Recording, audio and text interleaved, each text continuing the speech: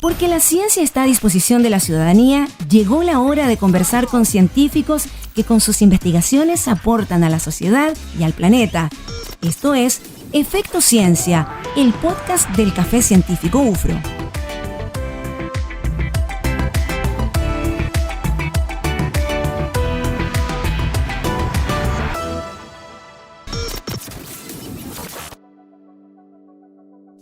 La hipertensión arterial representa una importante causa de mortalidad cardiovascular en el mundo, generando un gran impacto en la salud pública a nivel global.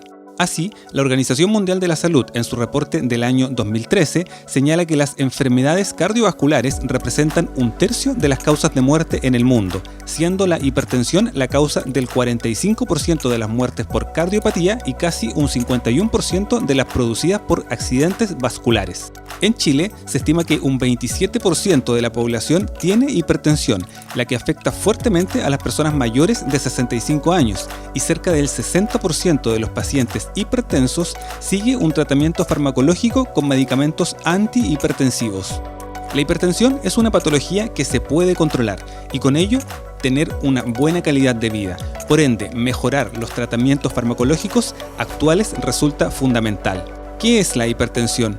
¿Cómo se realiza el diagnóstico y en qué consiste el tratamiento?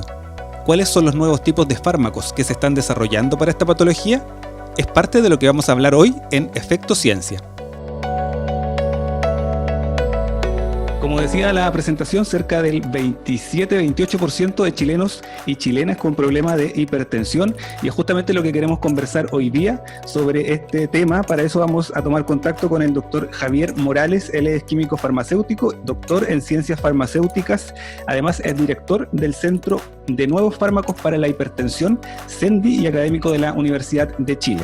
También nos acompaña el doctor Jorge Jalil Milat, médico cirujano, cardiólogo, profesor titular de la Facultad de Medicina de la Pontificia Universidad Católica de Chile, investigador titular del Centro CENDI y además presidente de la Sociedad Chilena de Hipertensión. Javier, Jorge, bienvenidos al Café Científico de la UFRO. Hola Alex, muchas gracias. Gracias por acompañarnos hoy día. Lo veíamos en el video de la presentación, Javier y Jorge, un problema importante de salud en el mundo, pero también en nuestro país. Para poder ir entendiendo y vamos profundizando a poco, Jorge, ¿qué es hoy, qué entendemos hoy día por problemas de hipertensión o qué es la hipertensión? Bueno, la hipertensión es el estado en el cual crónicamente la presión dentro de las arterias está aumentada. Normalmente tenemos una presión que es habitualmente, y eso cada vez va bajando más a raíz de las investigaciones más recientes. De hecho, hay un trabajo muy interesante en que ya a los 90 milímetros de mercurio se ha detectado más riesgo cardiovascular. Pero, ¿qué es hipertensión? En simple, son las cifras de presión iguales o sobre 140 milímetros de mercurio, la sistólica o alta, y o 90 milímetros de mercurio, la presión diastólica o la baja. Ahora, esa es la definición más convencional. Hay una definición también americana en que ellos definen hipertensión sobre igual o mayor a 130, la alta, y o igual o mayor de 80, la baja. Jorge, pero lo más convencional es 140, 90. ¿Cómo se diagnostica finalmente la hipertensión? A través de chequeos periódicos, pero específicamente, ¿cómo la podemos diagnosticar para después tener el tratamiento? Bueno, lo que importa es tener una medición consistente. A veces alguien puede estar angustiado y subir un poco más la presión. Pero si una persona tiene esos niveles de los cuales hablamos, 140, 90 hacia arriba, en 2 o más oportunidades diferentes, en 2 días diferentes, bueno, hablamos de hipertensión. Existe también en los sistemas de salud nuestros, el perfil de hipertensión en el cual una enfermera toma la presión arterial en 3 días diferentes a una persona por lo menos 2 o 3 veces, y se hace un promedio. Y existe otra forma que es monitorizar la presión durante 24 horas, haciendo las actividades normales, lo que se llama el holter de presión arterial, que se hace en todo el país. ¿Hay personas que están más propensas a generar estos problemas o están predeterminados, ya sean factores genéticos, la edad, el género, el sexo, que finalmente puedan llegar a tener más problemáticas de hipertensión? Esa es una muy buena pregunta. En general es una enfermedad genética en la mayoría de los casos, en el 90% de los casos. ¿Qué significa esto? Que hay una carga genética, digamos, que no es solamente un gen, sino que varios genes que hacen que se eleve ya la tensión sobre la pared arterial, se contraigan más las arterias o se retenga más líquido dentro de las arterias y produzca un aumento de la presión arterial. Indudablemente que la gente con uno o dos padres, los dos padres hipertensos, tiene un riesgo mayor. Y eso es importante saberlo. La gente con sobrepeso también tiene tendencia a ser hipertensa fácilmente. La gente con enfermedades renales también tiende a ser hipertensa.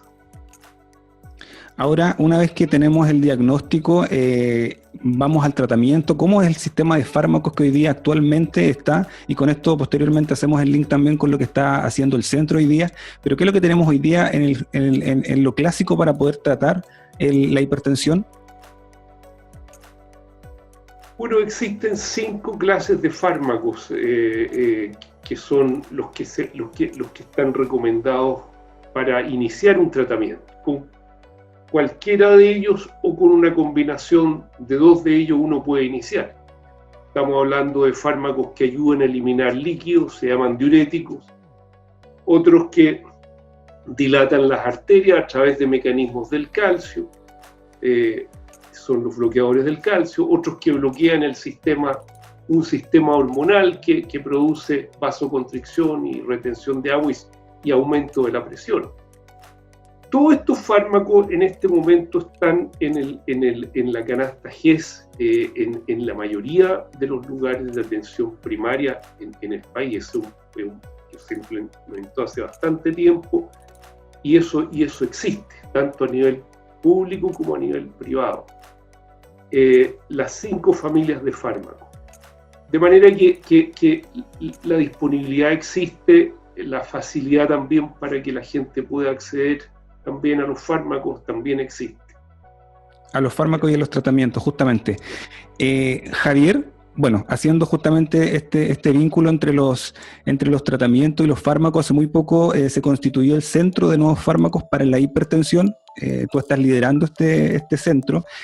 ¿Cómo surge finalmente este centro de investigación y qué es lo que están abordando en los estudios y también en la aplicación finalmente? Sí. Mira, primero déjame contarte quiénes lo componen y a través de eso te voy contando cómo se gesta también, ¿no? Porque esto es un financiamiento de la ANID, la agencia nacional que vino a reemplazar a CONICYT, y es un financiamiento que busca agrupar nodos de investigación en distintas ramas.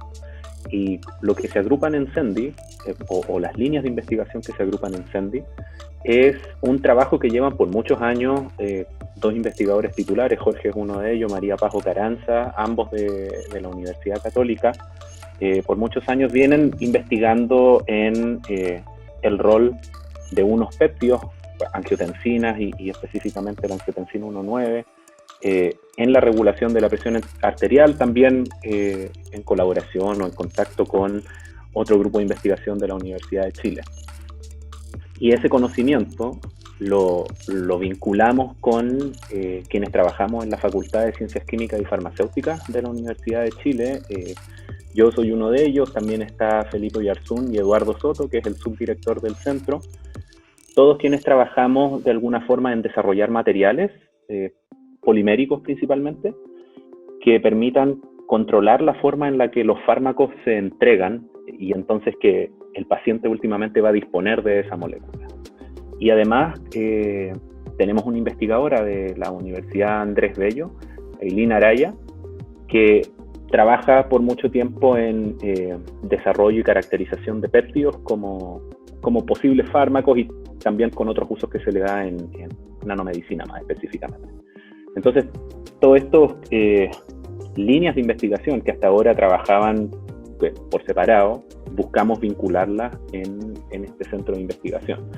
Y el objetivo del centro es tomar un poco el conocimiento y los descubrimientos que han llevado adelante María Paz y Jorge junto con los colegas de la universidad en cuanto a el rol de las angiotensinas en toda la cascada o en todo el control de la presión arterial y cómo entonces existe un potencial para que a través de moléculas que deriven de estos sistemas o de este tipo de moléculas, los péptidos, que emerjan nuevos y mejores fármacos. Y por eso el nombre del centro alude a eso, porque tiene una parte o una rama de descubrimiento de nuevas moléculas. Y esas nuevas moléculas posiblemente vayan a tener algunos problemas o dificultades para lograr ejercer su efecto en disminuir la presión, y ahí es donde nuestro equipo, con la experiencia en diseñar sistemas de entrega que puedan generar sistemas de administración rápidos y lentos, podamos tener una batería de opciones posibles para, a través de estas nuevas moléculas, generar una gama de posibilidades terapéuticas. Esto, bueno, yo te lo planteo como que eventualmente se convertirían en nuevos medicamentos, pero nosotros estamos en una fase súper temprana del desarrollo y la investigación, que es en las primeras validaciones. Y bueno, que esto se traduzca eventualmente en un medicamento va a tardar más tiempo que lo que tarda este proyecto de investigación. Súper interesante porque además hacen un circuito bastante completo, bastante virtuoso de lo que venían haciendo, una mezcla de ciencia básica, aplicándole hoy día también metodología y tecnología para poder llegar a una solución concreta, que es justamente esta búsqueda de nuevos fármacos para la hipertensión. Ahora, con respecto a esto mismo, Javier, ¿en qué consiste básicamente la metodología o la tecnología que ustedes han ido aplicando para poder trabajar con estos nuevos fármacos independientes que todavía no sean propiamente tal fármacos, pero cómo ha sido el proceso finalmente desde la biotecnología, la nanotecnología, cómo lo han ido trabajando? Sí, mira, agarramos varias dimensiones en el proyecto.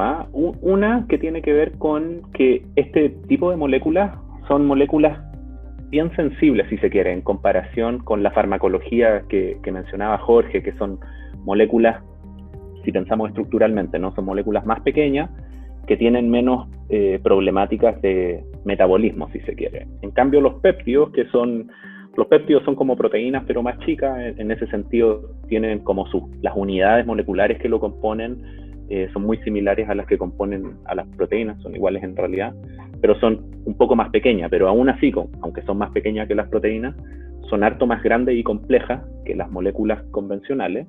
Y uno de sus problemas es que son fácilmente degradables por el organismo.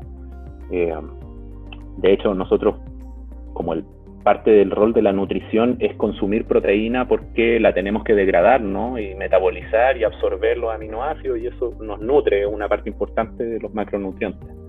Entonces el organismo tiene muchos mecanismos por los cuales rompe este tipo de moléculas. Entonces, un rol de la tecnología que tenemos que abordar y desarrollar es cómo le podemos otorgar mayor estabilidad a estas moléculas. Entonces eso lo abordamos desde el descubrimiento, pero también desde los sistemas que trabajamos nosotros en como control y protección a través de sistemas poliméricos.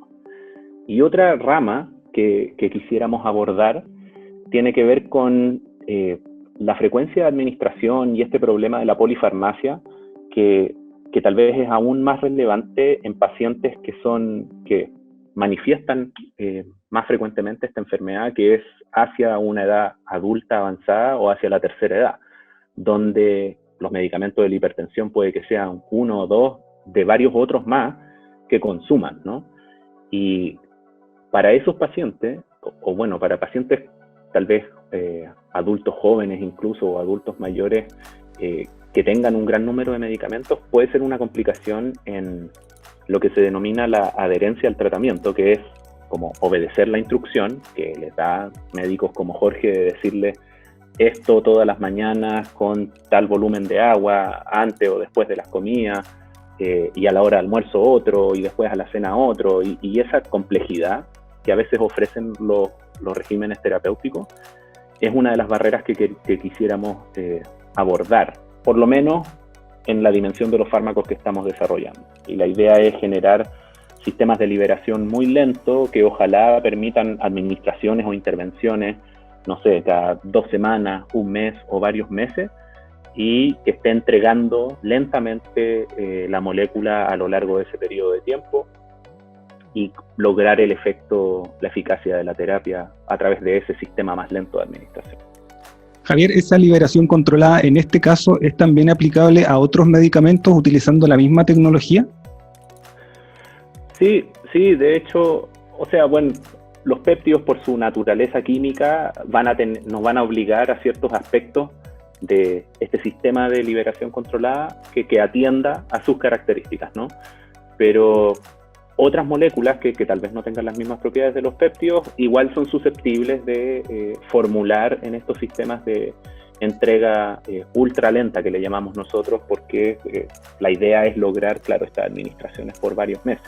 Ya existen además algunos como implantes o administraciones subcutáneas o dispositivos que se administran y que liberan muy lentamente fármacos.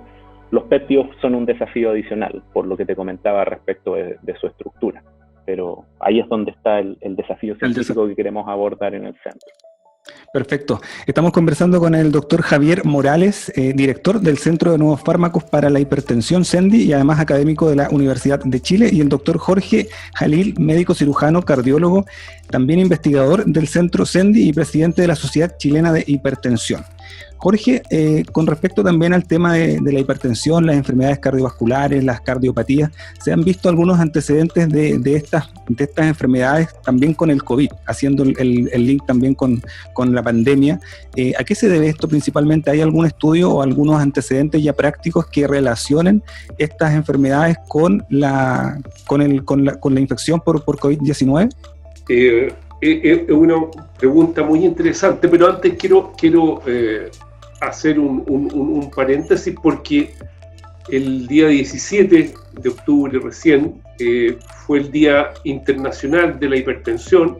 Habitualmente lo que se ha hecho son actividades de tomar la presión a gente común y corriente que no conoce su presión arterial. Este año no se pudo hacer, esto es un día que habitualmente es en mayo y se hizo ahora, pero lo importante es saber si uno es hipertenso o no y conocer su presión arterial. Ahora, con respecto a la pregunta, el COVID, lo que ha pasado con el COVID es que al principio, cuando supimos los primeros datos, digamos el primer trimestre de este año, apareció la información y las evidencias en todas partes del mundo, y después se corroboraron acá, de que los factores más fuertemente asociados a un curso clínico grave estaba la hipertensión y también la diabetes. Ahora, lo que realmente ha pasado es que la hipertensión y la diabetes son enfermedades que tienen de base un poco de inflamación. La diabetes, más que la hipertensión, tiene un poco de inflamación.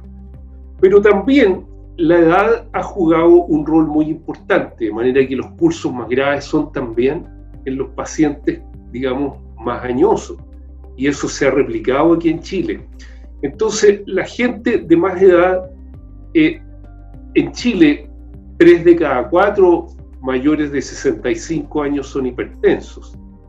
De manera que es fácil que aparezca la hipertensión con la gravedad. Por supuesto que una hipertensión no bien cuidada, descompensada o ya con mucho compromiso secundario, cuando va dañando los riñones, el corazón, el cerebro, el curso va a ser más grave. Pero lo que se ha visto en el último tiempo es que los pacientes hipertensos con tratamiento andan mejor que los sin tratamiento. Y los que han utilizado, por lo menos en grandes series de casos, han utilizado tratamientos como los que se están estudiando acá, que son inhibidores del sistema renina-angiotensina, esos pacientes andan mejor que con otros tratamientos, incluso, que son las evidencias que se tienen en este momento, algo que se discutió. De manera que la hipertensión está relacionada con el COVID en la medida que también es una enfermedad que está, si el 27% de los chilenos son hipertensos, bueno, el 75% de los mayores de 65 años son hipertensos. Entonces, evidentemente, ahí entran estas covariables a interactuar y aparece la hipertensión. Pero una hipertensión bien tratada, bien controlada, digamos, debiera tener un curso similar a un paciente, digamos, sin que no es hipertenso. Jorge, hemos conversado con otros invitados también en el programa. A propósito de la pandemia, se han dejado de realizar muchos controles o tratamientos, probablemente algunos han quedado congelados. En el caso de las personas con hipertensión, que sabemos las consecuencias graves que puede tener esto en el corto plazo, incluso para personas que ya son mayores, ustedes lo han notado, es un tema también que preocupa, por ejemplo, a la Sociedad Chilena de Hipertensión, lo tienen dentro como antecedente que efectivamente se esté diagnosticando menos, que se estén haciendo menos exámenes, porque efectivamente las personas están yendo menos a los centros de salud por estas otras patologías. Absolutamente, eso pasa con todas las enfermedades crónicas, de la cual la hipertensión es de las más frecuentes. Los pacientes se han en distintas partes, y eso también lo hemos discutido, se ha tratado de facilitar digamos, que el suministro de fármacos durante la pandemia esté asegurado. Ya. Los pacientes, yo diría que los pacientes en tratamiento han seguido sus terapias. El problema es con los nuevos hipertensos. Como es una enfermedad que no te da un dolor específico, ¿ya? Probablemente hemos dejado de diagnosticar muchos pacientes porque precisamente no han acudido. Hay gente que por temas que son de salud mental de la pandemia se han angustiado mucho y han consultado y han sido diagnosticados. Pero evidentemente el tema del subdiagnóstico es un tema importante, que va a aumentar las listas de espera, ya las está aumentando en este momento. ¿Se ha incrementado también en población más joven este tema? Generalmente, lo conversábamos al principio, temas genéticos, personas mayores, ciertas conductas o cierto sistema de vida poco saludable, pero también probablemente el sistema del ritmo de vida, el estrés. Yo he escuchado también que ha incrementado el tema de la presión también en personas más jóvenes de lo que era hace un tiempo atrás. ¿Es así o no? Evidentemente ha aumentado entre los menores de 40 y entre los menores de 25 también. No con esas cifras en población común y corriente o adultos mayores, pero ha aumentado, y básicamente tiene que ver con estilo de vida. O sea, el sobrepeso es una cuestión muy importante en Chile. De acuerdo a la encuesta nacional de salud, una de cada 4 personas tiene un peso que es normal. 3 de cada 4 están en sobrepeso o en obesidad. Y en los jóvenes, y esa es una tendencia que viene en los jóvenes, son generaciones que han estado expuestas a una comida más calórica, más grasa, que ahora se está, digamos, tomando en cuenta, hay más digamos, conciencia, pero evidentemente tiene que ver con eso, con los hábitos. Y de hecho el tratamiento de la hipertensión arterial, el ABC, el PISO, es lo que llamamos el tratamiento no farmacológico, es decir, mejorar el ejercicio, aumentar la cantidad de ejercicio que se hace, optimizar el peso que es muy importante, y una comida saludable. Ese es como el ABC del tratamiento de la hipertensión arterial. Y en los jóvenes eso es particularmente importante. Y jóvenes, estoy hablando acá, menores de 50 años. Perfecto. El sistema de vida sin duda que es tremendamente importante para ir evitando estas problemáticas más adelante. Javier, ya tenemos que ir cerrando, pero antes también consultarte, tú fuiste creador de una tecnología, de una nanotecnología que justamente permite ir avanzando en este tema de los fármacos más biológicos. ¿Esto es lo mismo que estábamos conversando delante con respecto a los medicamentos alternativos para la hipertensión? ¿O es otra investigación, otra aplicación que tú habías desarrollado tiempo atrás, también con la parte de la nanotecnología? Es utilizar esa tecnología que hemos desarrollado más fuertemente utilizando insulina y en el marco de la diabetes, como el caso que hemos estudiado y desarrollado más. Pero estamos adaptando, y uno de la pata del proyecto, en uno de sus formas de administración, en lo que denominé la administración o el efecto rápido de medicamentos, estamos adaptando esta tecnología. Esta tecnología, mira, como te decía, respecto de la farmacología de péptidos y proteínas, usualmente uno no puede hacer un comprimido, una tableta que tenga estas moléculas, porque, como te decía, pues en la dieta nosotros comemos proteína normalmente y la digerimos como muy eficazmente, ¿no? Para poder aprovechar esos aminoácidos. Entonces, esta farmacología podría ser susceptible de estos mismos eventos digestivos. Entonces, no tendría efecto. Y para administrar entonces este tipo de moléculas, usualmente se hacen inyecciones. Todo lo que sea, bueno, la insulina inyectable, anticuerpos monoclonales, que también son proteínas, mucho más grandes, pero igual proteínas, también se inyectan, y bueno, una serie de otros derivados de este tipo de moléculas. Y la tecnología que nosotros hemos hecho para alejarnos de la necesidad de las inyecciones, y atendiendo que la vía de administración oral es muy difícil de formular, hemos desarrollado un sistema de administración que se utiliza al interior de las mejillas. El revestimiento interior de las mejillas es un epitelio que puede absorber moléculas. Entonces lo que hacemos es desarrollar unas láminas poliméricas que cargamos con el fármaco por medio de un proceso de impresión por inyección de tinta. Esta es la impresión más convencional que se conoce, no es la impresión 3D.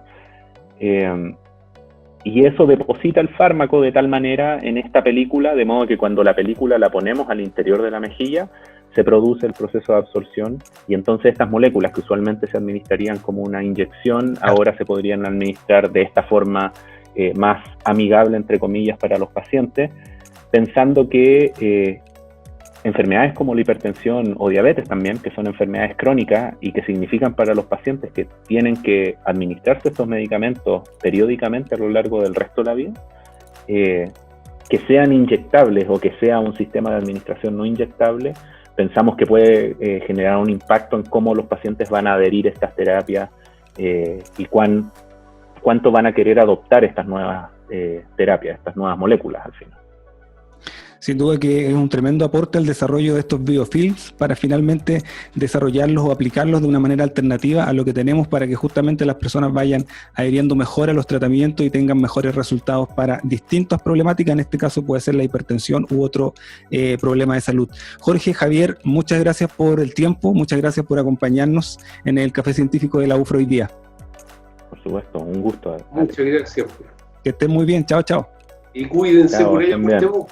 Muchas gracias, aquí nos vamos a cuidar, estamos con cuarentena de fin de semana. Las cosas allá, así que...